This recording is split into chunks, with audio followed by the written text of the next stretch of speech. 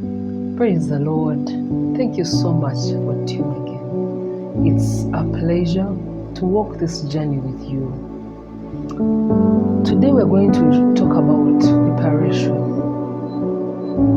In the last session, we talked about my personal journey with my son and how when we had that conversation, it sparked the journey of writing this book. What does it mean to prepare? When we were in university, we were prepared for employment. We did all these course units, preparing us for the job market. Get ready for the job market. When we were growing up, we were prepared. If you're going to be a wife, you must know how to cook, know how to clean. If you're a husband, in the old setting, you must go hunting.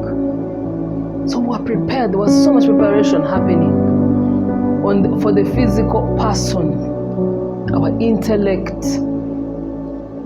But when you go back and think about it, how much of that was happening for our inner man, our personality? How much preparation was put into us as people, apart from discipline? Yes, we're beaten on so many occasions. Yes, we were sometimes suspended, expelled.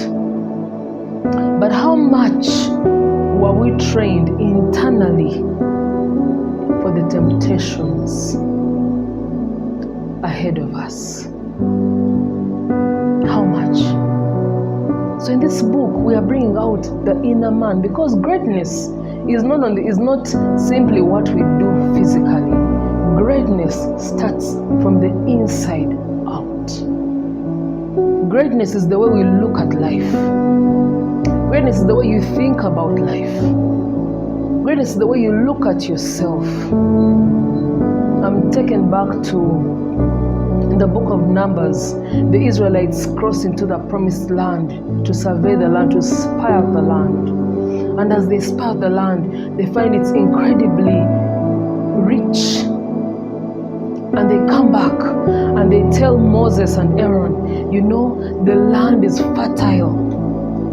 But in their own words, they give the Israelites the report. We found giants in the land. And in the eyes of the giants, we looked like grasshoppers. They never ever talked to the giants. Can you imagine it? They never. But when they looked at the giants, they did not see themselves as great enough, big enough, strong enough to overtake the giants.